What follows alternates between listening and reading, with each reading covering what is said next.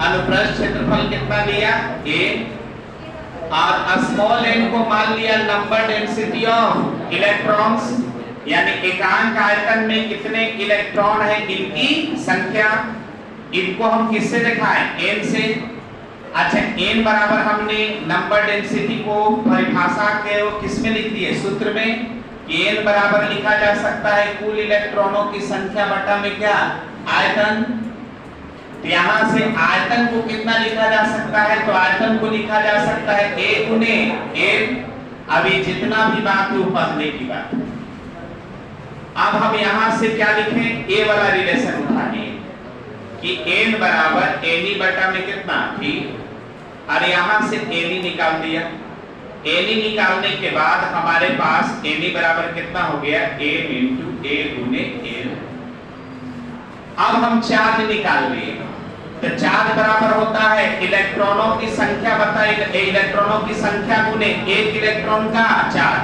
तो इलेक्ट्रॉनों की संख्या कितना निकाल कर लाए, तो इलेक्ट्रॉनों की संख्या n इंटू a वाला यहाँ रख दी।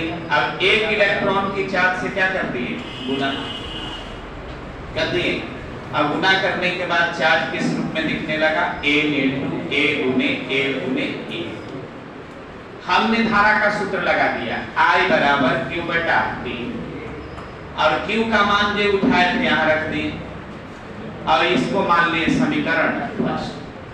फिर हम लौटे यहाँ पर ड्रिफ्ट वेलोसिटी। तो इलेक्ट्रॉन मेटल के अनुसरण, यानी मेटल के अंदर जो मेटल के अलोंग चलेगा, या तार के अंदर जो तार के अलोंग चलेगा, उसकी स्पीड क्या होगी। तो तार के अनुदिश जो चलता है उसकी अब जो वेलोसिटी या स्पीड होती है वो ड्रिफ्ट वाला होता है। कौन सा होता है, उछल कूद वाला ना, आने होने वाला ना। इलेक्ट्रिक फील्ड के आ जाने की वजह से धीरे धीरे इलेक्ट्रॉन शिफ्ट कर रहा था, तो जिस स्पीड से शिफ्ट कर रहा था उसी का नाम क्या है, ड्रिफ्ट।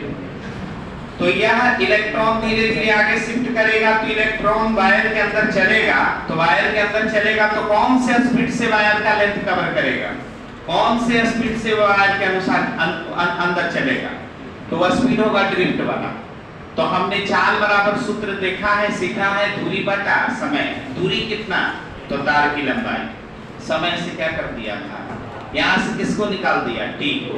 t को उठा के रख दी इसमें, और इसको रखने के बाद परिणाम सामने, ठीक है ना। तो इसमें आपको कौन कौन से फार्मूला अप्लाई हुआ वो दिमाग में रखना।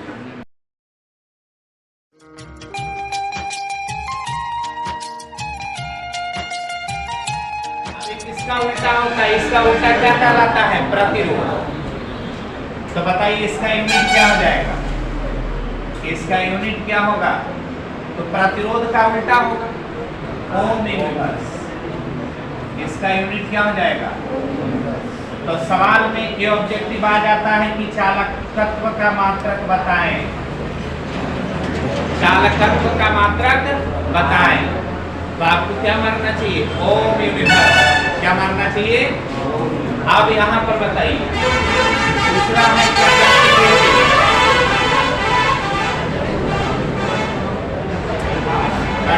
कंडक्टिविटी। इसको क्या कहते हैं, चालकता। शब्द का खेल हो गया। चालकता जो होता है इसका सिंबल होता है सिग्मा। क्या होता है, सिग्मा। अब यह विशिष्ट प्रतिरोध का या रेजिस्टिविटी का उल्टा होता है। अब जहां आप जानते हैं कि रो को क्या कहते हैं, इसका दो नाम है, स्पेसिफिक रेजिस्टेंस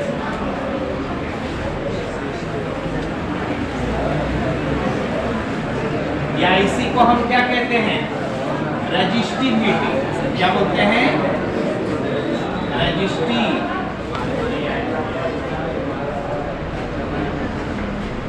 ये बोलते हैं ना, विशिष्ट प्रतिरोध या प्रतिरोधकता।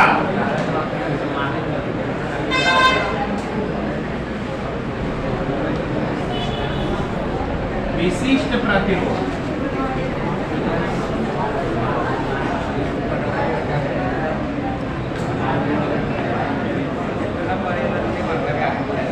या इसी का हिंदी कौन है,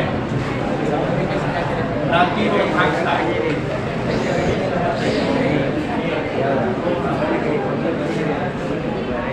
अच्छा, इसका मात्रक क्या हो जाएगा? चालकता का मात्रक क्या होगा? तो बताइए, प्रतिरोध, विशिष्ट प्रतिरोध का मात्रक होता है ओम मीटर। इसका क्या हो जाएगा? Ohm inverse metre inverse. इसका मात्रक हो जाएगा ओम यूनिवर्स मीटर यूनिवर्स।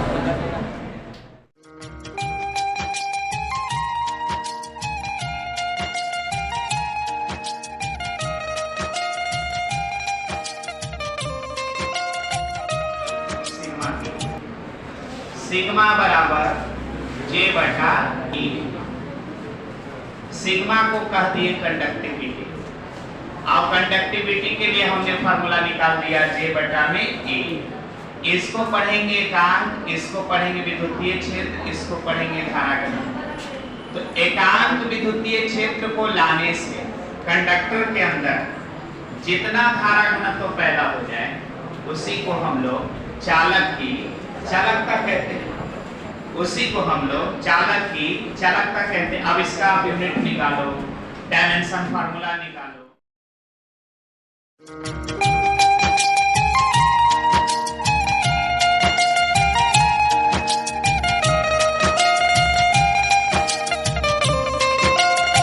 लगा दिया E। कोई कंडक्टर था, अब इस कंडक्टर को इलेक्ट्रिक फील्ड दे दिया कितना? E। इसके अंदर हमने इलेक्ट्रिक फील्ड डेवलप कितना कर दिया? E। इलेक्ट्रिक फील्ड अगर दाईं ओर डेवलप किए हैं तो इलेक्ट्रॉन के डिफ्टिंग किधर होगा? बाईं ओर। तो उल्टा चलेगा ना, तो इलेक्ट्रॉन डिफ्ट करेगा इधर, उल्टा चलेगा इलेक्ट्रॉन हीटिंग। अब इस पर आप रेशियो तैयार कर दो, तो इस पर रेशियो तैयार कर दो। इसी को हम लोग मोबिलिटी कहेंगे, और मोबिलिटी को म्यू से लिखाएंगे। किससे लिखाएंगे? म्यू से। और म्यू बराबर फार्मूला याद रखेंगे Vt और बटा में E। अब डेफिनेशन आप बनाना, डेफिनेशन बना सकते हो। कैसे बना सकते हो? एकांक विद्युतीय क्षेत्र के आने से मेटल में जो इलेक्ट्रॉन के लिए ड्रिफ्ट वेलोसिटी उत्पन्न होती है उसी को हम लोग क्या कहते हैं? गतिशीलता। एकांक विद्युतीय क्षेत्र से जितना इलेक्ट्रॉन के लिए या जितना कंडक्टर में ड्रिफ्ट वेलोसिटी क्रिएट हुआ उसको हम लोग क्या कहेंगे? गतिशीलता। तो दो लाइन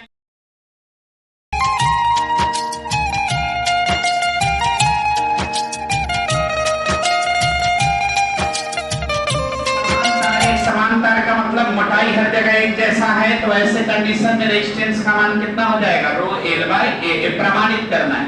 R प्रतिरोध है, रो प्रतिरोधकता है, L तार की लंबाई है और A अनुप्रस्थ क्षेत्रफल है। चलिए इसको प्रूव करें। शुरुआत कहां से करें? कहां से शुरू करना है? J से। J बराबर सिग्मा इनटू A। J का मान I बटा A।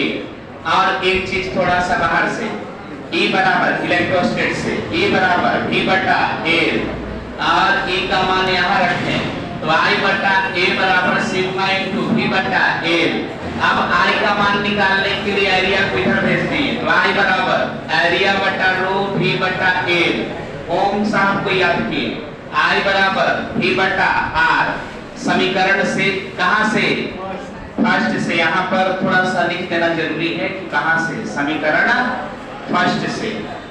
समीकरण फर्स्ट से, इक्वेशन फर्स्ट से। अब इक्वेशन फर्स्ट से हमने I का उठाकर मान V बटा R यहाँ रख दिया, चिपका दिया। अब इसके बाद V से भी काट कर तो उलट दिया, R का मान मिल गया।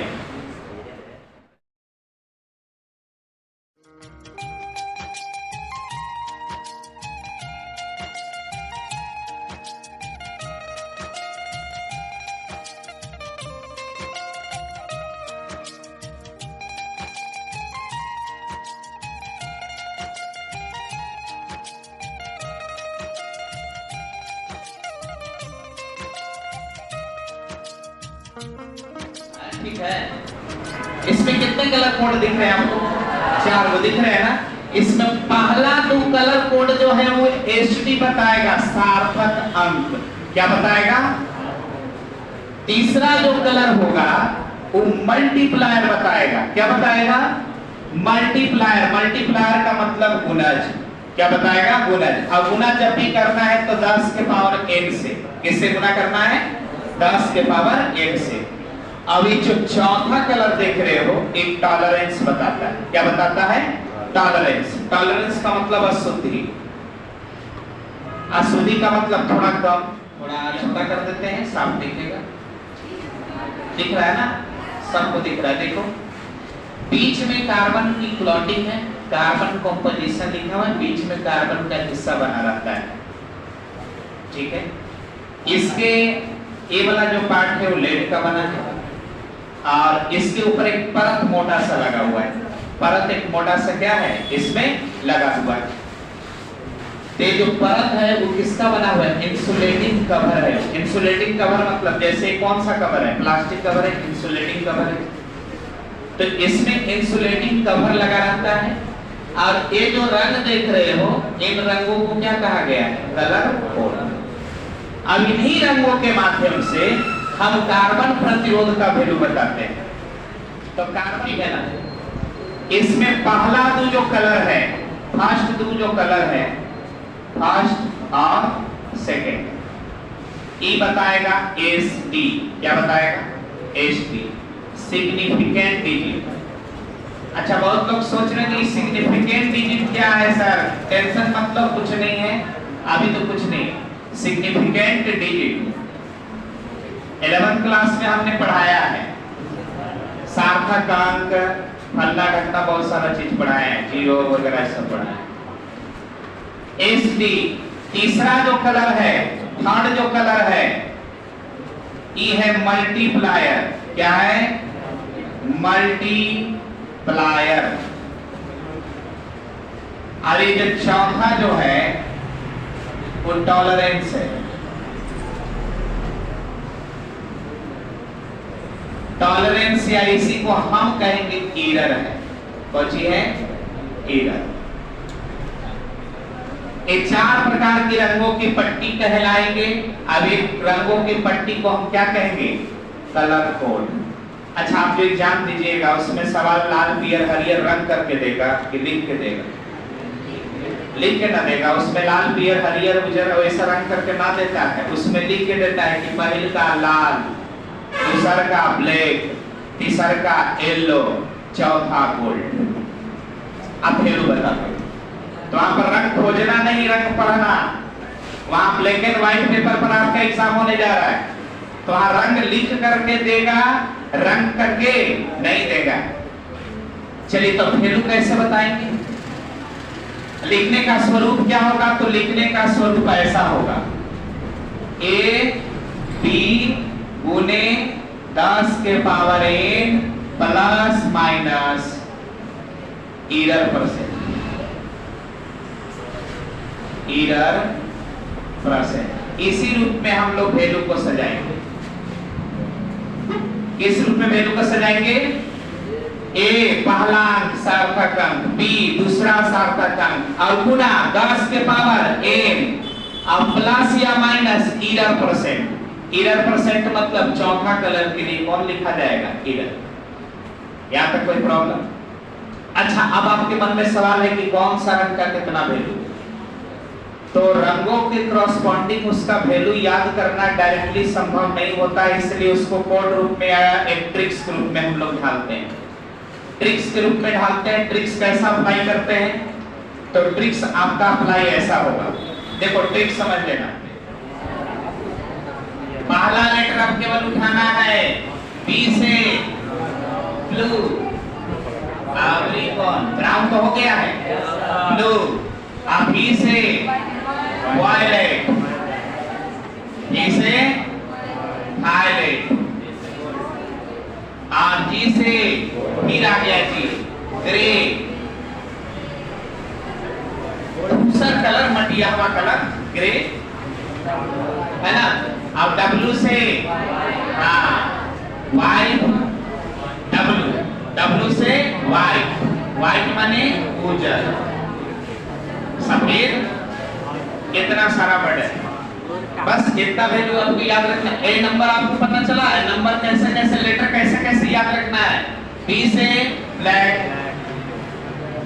बी से ब्राउन, फिर बी से, फिर आर से रेड, ओ से ऑरेंज, वाई से येलो, जी से ग्रीन, डी से ब्लू, ई से वायलेट, टी से ग्रे और डब्ल्यू से व्हाइट। अब वैल्यू कैसे बताना है, नंबर का कितना वैल्यू रखना है।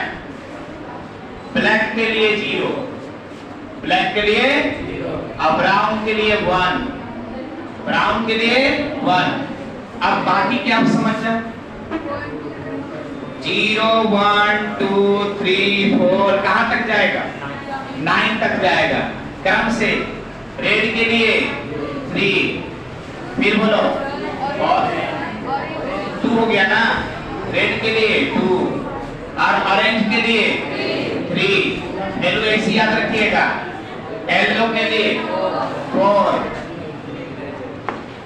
हो गया, और इसके लिए ब्लू के लिए 5, ग्रीन है, ग्रीन के लिए 5 और ब्लू के लिए 6। क्रम से हमारा क्रम बिगड़ जाए, आपका ना बिगड़ना चाहिए। फिर बोलो वायलेट के लिए 7 और ग्रे के लिए 8, व्हाइट के लिए 9। नंबर याद हो गया। अब इसमें याद करने वाला कुछ अब ये नहीं। लेटर एक वाक्य याद रखना है, वाक्य के ऑफ के पहले वाले सारे वर्ड का लेटर याद रखना है, उसका मीनिंग याद रखना है और नंबर याद रख देना। तो नंबर याद रखने में कोई दिक्कत नहीं है, क्रम से सजाए 0 1 2 3 ऐसे सजाए, ठीक है ना। अब इतना कर लिए, बहुत बढ़िया। अब वैल्यू कैसे बताया जाएगा, वैल्यू कैसे बता देना है। तो आपको क्वेश्चन ऐसा आएगा,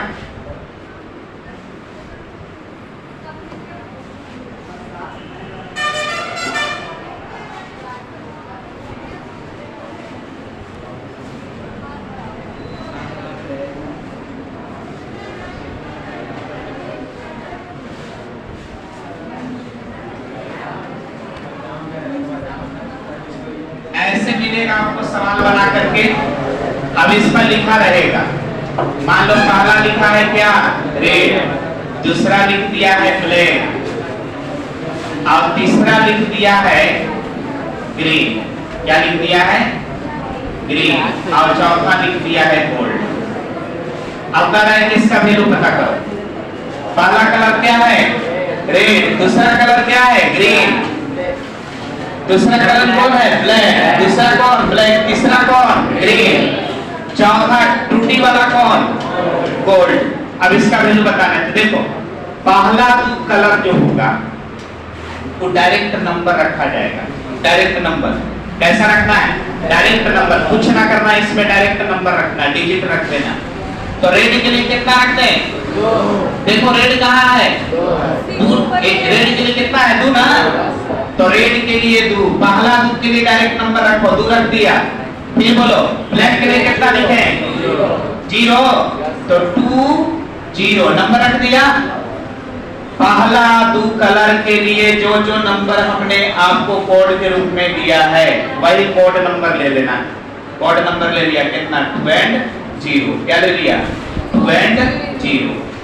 पहला 2 ऐसे उठा लेना। तीसरा मल्टीप्लायर है, तीसरा कौन है, मल्टीप्लायर, तो मल्टीप्लाई करेंगे। अब मल्टीप्लायर को कैसे लिखना है, याद रखो, AB गुने 10 के पावर n, तो AB तो आ गया, 10 के पावर के रूप में लिखना है, तो 10 के पावर। आप बताइए, तीसरा ग्रीन है ना, तो ग्रीन के लिए नंबर देखो कितने, 5, तो यहाँ n की जगह क्या रख दिए, 5।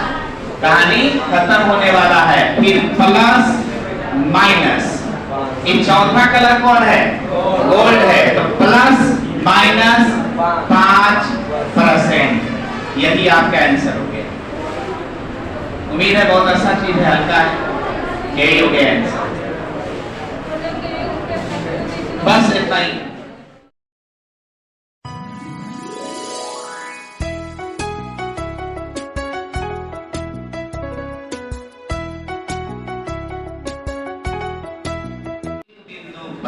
अधिकतम 2 होना चाहिए, तब जाकर के आपका सीरीज कहलाएगा।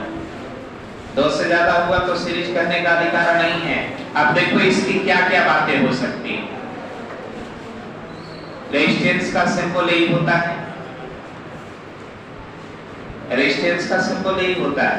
पोस्ट ऑफिस लोग जाके देखिए, मोशन रेजिस्टेंस बना, वहां पर ऐसे ऐसे बना के छोड़ दिया है रोडवा की, क्या लगे वहां पर स्पीड आप नहीं दे सकते, गाड़ी को स्पीड दोगे तो गिर कर लेगा।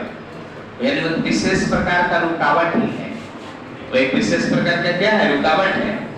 तो रेजिस्टेंस का सिंबल ये एक बिंदु पर के वो दिखना चाहिए, तो बताओ 2 को दिख रहा है ना, प्रत्येक बिंदु पर के वो दिख रहा है, 2 दिख रहे हैं। ये हमारा सीरीज ग्रुपिंग है।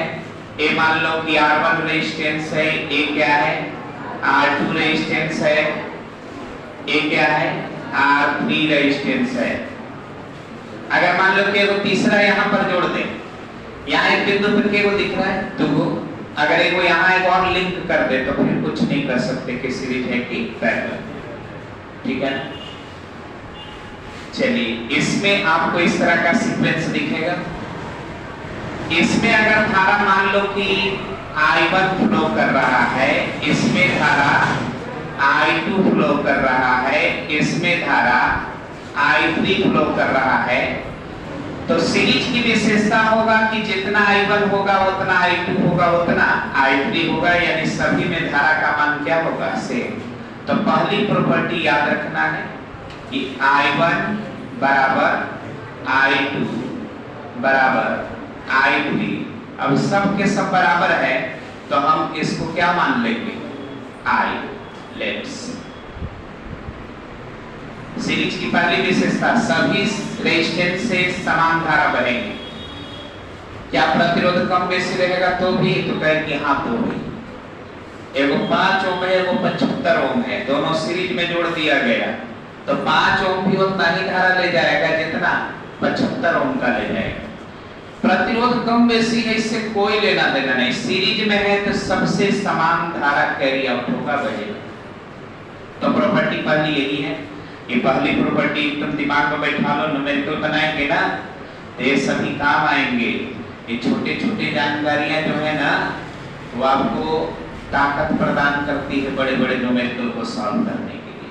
प्रॉपर्टी दूसरी, अगर मान लो कि इस पर वोल्टेज V1 स्थापित हुआ, इस पर V2, अब इस पर V3, वोल्टेज क्या क्या स्थापित हुआ, V1 V2 और वोल्टेज स्थापित हुआ, विभव में अंतर मिला। इस ई दोनों के बीच में वोल्टेज निकाले ने विभव में अंतर निकाले तो कितना निकल कर आ गया, V1। ई दोनों के बीच में V2, अब ई दोनों के बीच में V3 आया ना।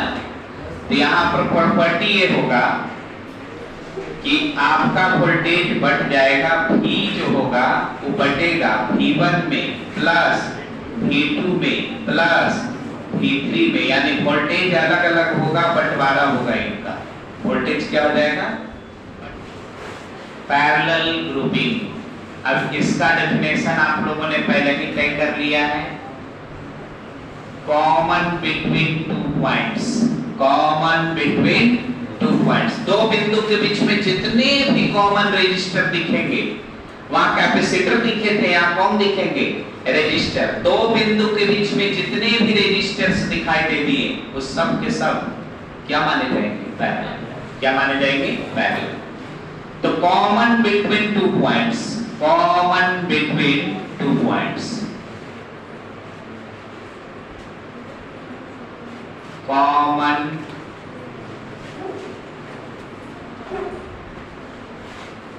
Between 2 points.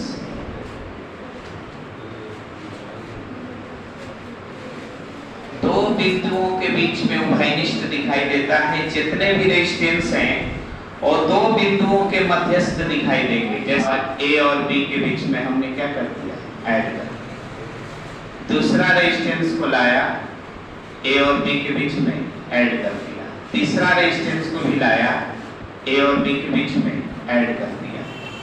तो ये सभी आपस में क्या कर रहा है, पैरेलल। अगर मान लो कि कोई अलग भी रेजिस्टेंस था, तो इसका भी एक टर्मिनल उठा के किस पर डाल दिया, ए पर, दूसरा टर्मिनल उठा के किस पर डाल दिया, बी पर। ये भी पैरेलल है। पैरेलल का मतलब ये नहीं है कि सामने सामने दिखे तो ही पैरेलल है ना। एक रेजिस्टेंस ऐसे, इसका एक टर्मिनल लाया, इस पर जोड़ दिया। यहाँ लिंक समझो, कभी कभी सर्किट में आपको तार के ऊपर से तार पार कराई जाएगी ना, तो ऐसे लूप बना दिया जाएगा। जैसे यहाँ हमने लूप बना दिया, ये लूप है, बता रहे कि तार ये नीचे है, इसके ऊपर से पार कर गया है, वरना तार के ऊपर से तार ऐसे टच के पार करेगा, ये बात कहानी कुछ और हो जाएगा। नहीं होगा, इसके भी कुछ प्रॉपर्टी होंगे, इसके भी दुनिया होगा। तो इसमें धारा मान लो कि कितना फ्लो कर रहा है, I1। इसमें धारा मान लो कितना फ्लो कर रहा है, I2। इसमें धारा मान लीजिए कितना फ्लो कर रहा है, I3। और यहां से कोई सोर्स से धारा चला होगा कितना, I। बाहर निकलेगा पुनः I। समझ लो, तो धारा बटेगा, इसमें धारा बट जाएगा, I ही बटेगा, यही धारा बटेगा किसमें, I1 में, I2 में और I3 में। तो I बराबर I1 plus I2 plus I3, पहली प्रॉपर्टी। इसमें धारा बढ़ जाएगी, आगे होता तो आगे भी जोड़ते ना। वोल्टेज सबका सेम रहेगा।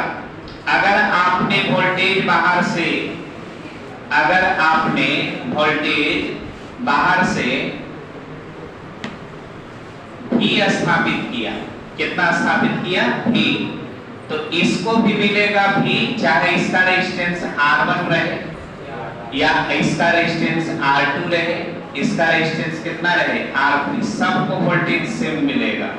वोल्टेज क्या रहेगा, वोल्टेज रहेगा सेम। वोल्टेज क्या रहेगा, सेम। वोल्टेज सेम रहेंगे, धारा बढ़ जाएंगे। और सीरीज में R इक्विवेलेंट का फार्मूला क्या हो जाता है, तो सीरीज में R इक्विवेलेंट का फार्मूला होता है R1 plus R2 plus R3 dot dot dot dot, n तक मान लो, कहां तक मान लो, हाँ, if R1 बराबर R2 बराबर R3 बराबर सब का सब आपस में क्या है, बराबर है। किसके बराबर है, R के बराबर मान लिया। तो R इक्विवेलेंट के लिए अब जो फार्मूला हमें लिखना चाहिए वो क्या लिखना चाहिए, A into R। अब ये समझाने की जरूरत है, R1 भी R, A भी R, A भी R। बताओ R R R, 3 बार जोड़ेंगे 3R, 4 बार जोड़ेंगे 4R, n बार जोड़ेंगे nR। कैपेसिटर में काम किए तो सीरीज में आपको 2 के लिए लिखना हो तो 2 के लिए आप लिख सकते हैं R1 प्लस R2, तो 2 के लिए कोई खास इसमें नहीं। पैरेलल में, किसमें, पैरेलल में आइए, तो पैरेलल में आपको 1 बटा R इक्विवेलेंट इक्वल टू 1 बटा R1 प्लस 1 बटा R2 प्लस 1 बटा R3, ऐसी कहानी कहां तक चलेगी, n तक। if R1 बराबर R2 बराबर R3 बराबर हो, सब के सब क्या हो, बराबर हो, तो क्या मान लो, R माना, क्या माना, R माना। अब R माना तो ऐसे कंडीशन में R इक्विवेलेंट का डायरेक्ट फार्मूला लगा सकते हो, R बटा कितना, n, R बटा कितना, n। इसमें गुना तो इसमें भाग, ठीक है। और अगर 2 का है, 2 का बात है तो R इक्विवेलेंट के लिए डायरेक्ट फार्मूला लगा सकते हो। बोलो R1 into R2 बटा में R1 प्लस R2, कैसे आया है वो आप समझिए, कैपेसिटर में बताया। ये वाला चीजें ज्यादा इस्तेमाल, 2 को 1 2 सीरीज में यानी ए वाला सीरीज, ए वाला सीरीज, ए भी सीरीज, तीनों के तीनों सीरीज। ऐसे इसको हम फेर देंगे, बोलेंगे कि आप कौन क्रम है? श्रेणी क्रम, श्रेणी क्रम या सीरीज ग्रुपिंग। अब सीरीज ग्रुपिंग में है तो सीरीज ग्रुपिंग वाला फार्मूला यहां शो करेंगे। R इक्विवेलेंट बराबर R1 plus R2 plus R3 series में होता है तो R1 का 2 2 4 और 2 6 यानी कितना 6 ओम। अब यहां से हम क्या करेंगे, ये जो बाउंड्री के लाइन के अंदर पाया गया उसको विलुप्त कर देंगे, हटा देंगे। अब यहीं पर कितना जोड़ देंगे, या कंस्ट्रक्शन बाउंड्री के बाहर के चित्र को दोबारा ड्रॉ करेंगे। बाउंड्री के बाहर के चित्र को हम लोग दोबारा ड्रॉ करेंगे। तो बाउंड्री के बाहर देख लो, बाउंड्री के बाहर जो चित्र पड़ गया उसको हम लोग दोबारा ड्रॉ करो।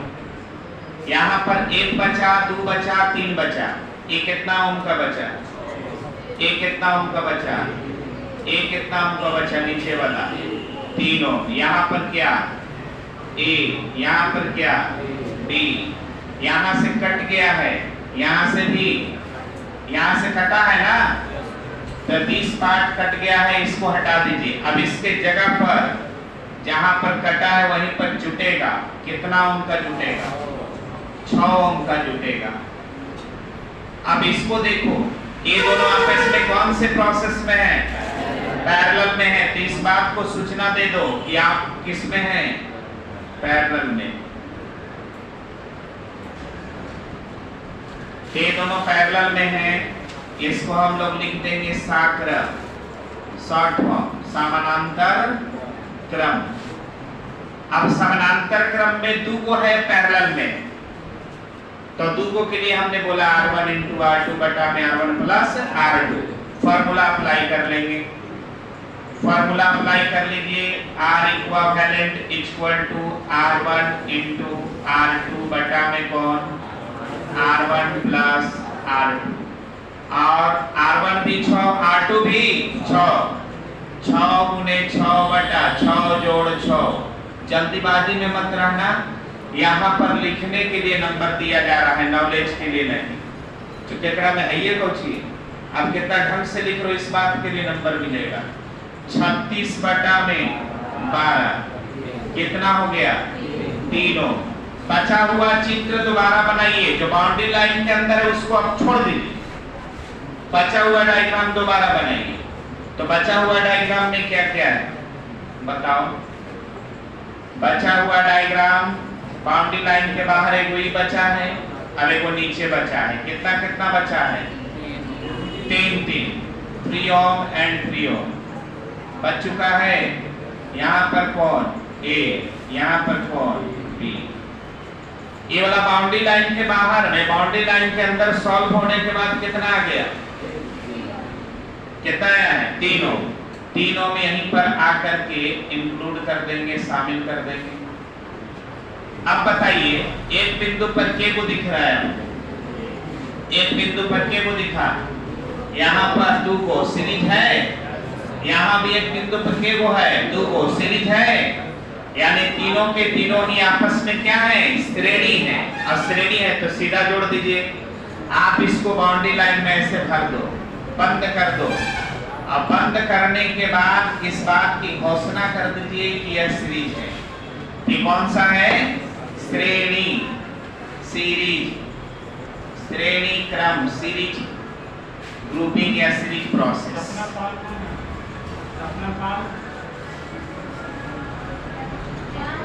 अब इसके बाद क्या करना है? सॉल्व कर दीजिए, तीनों सीरीज है ही, फॉर्मूला लगा दो। R1 जोड़ R2 जोड़ R3, तो डायरेक्ट भी हम अप्लाई कर देते हैं यहाँ पर। R इक्विवेलेंट कितना? 9 ओम। बताओ, अब ये तीनों हट जाएगा और A और B टर्मिनल पर कितने दिखाई देंगे? देखकर बताइए। A और B पर यहाँ कौन? A, यहाँ कौन? बी। अब ये तीनों हटने के बाद यहाँ पर कितना जुटेंगे 9 ओम। अब जब दो टर्मिनल के बीच में एक रेजिस्टेंस दिखे वही आपका फाइनल आंसर है, यानी आंसर कितना हो गया 9। स्टेप की चर्चा कर सकते हो। जैसे ये स्टेप 1 है, ये स्टेप 2 है, जितने भीतर उतने स्टेप, कहानी समाप्त। ये स्टेप 3 है, ये स्टेप 3 है, अब ये स्टेप 4 है, यानी आपकी आंसर की प्राप्ति कितने चरण बाद हुई, चौथे चरण में आपको आंसर प्राप्त हुआ है। ऐसे काम करना, ठीक है। काम करने का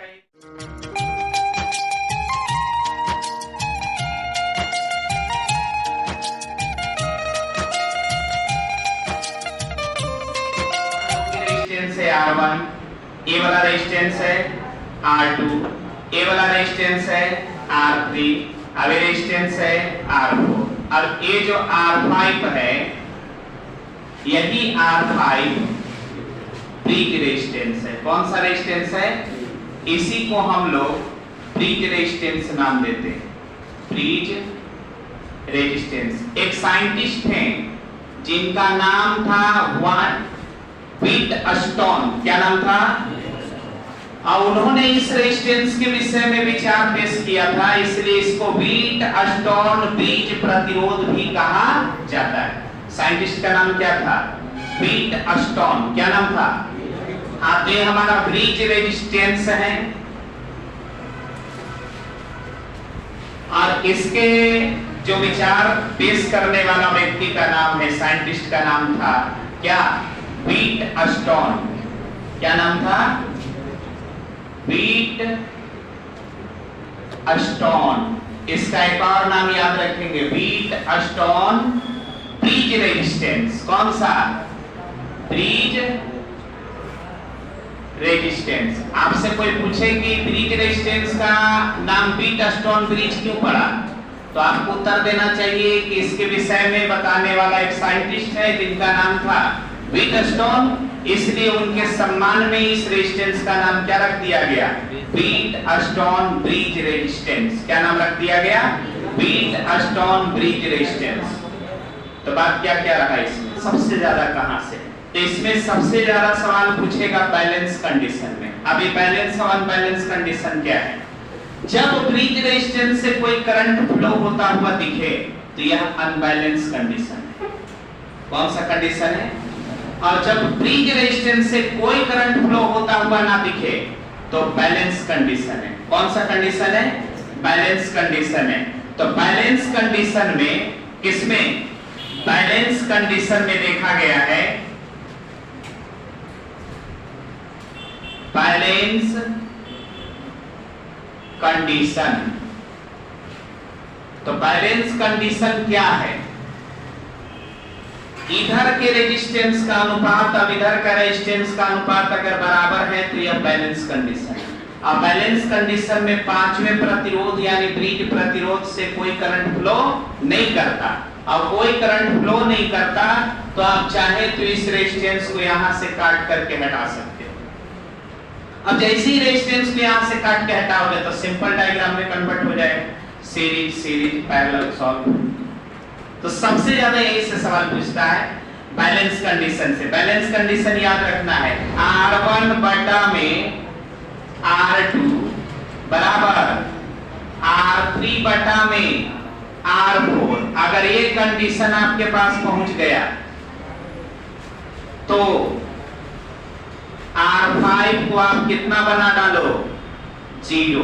R5 को कितना बना डालो? 0। R5 को खत्म कर दो। है पिछवाड़ा, इधर मान लो 5 ओम, ध्यान से देखना, इधर भी 5 ओम, यहां भी 5 ओम, अब यहां भी 5 ओम। अब this one is also bridge resistance है कि नहीं? बैलेंस है कि अनबैलेंस है? बैलेंस कैसे है? 5/5 1, 5/5 1। बीच वाला का कोई महत्व नोच के यहाँ से हटा देंगे। अगर ऐसा आ जाए तो कलम भी ना लगाइए, डायरेक्ट आंसर 5 बताइए। जोड़ करके सॉल्व करके देख लेना। अगर इसको हटाओगे तो सीरीज हो जाएगा, तो 5 5 10 और नीचे भी 5 5 10 और फिर 10 10 आधा, पैरेलल में आधा, कितना आंसर आ गया 5।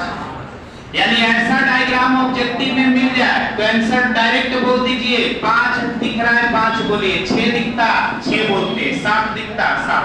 ऑब्जेक्टिव में आ जाए तो कलम भी नहीं लगाना आंसर। कभी कभी ऐसे डायग्राम डाल देगा तो ये तो पकड़ लेगा स्टूडेंट, ये पकड़ लेता है स्टूडेंट, इसमें कोई दिक्कत नहीं होती। कहता है तो बहुत हल्का डाल दिया सर जी, रगड़ के आए। अब रगड़ाओगे, करेगा क्या बताओ। अब इसमें आप अटक रहे हो, अरे तार है, तारवा के मोड़ के अंदर घुसा दिया वही चीज है ना, वही चीज है, केवल तारवा इसे पकड़ के मैंने घुसा दिया। ए भी छोटा कर देते, एकरा से तुम हड़कोगे ए और यहाँ पर बी। अब तो वही है 5 5 5 5, सब कितना 5 5 5 5, अरे भी कितना 5। आंसर बोल डालो 5, क्योंकि वही चित्र है, केवल पकड़ के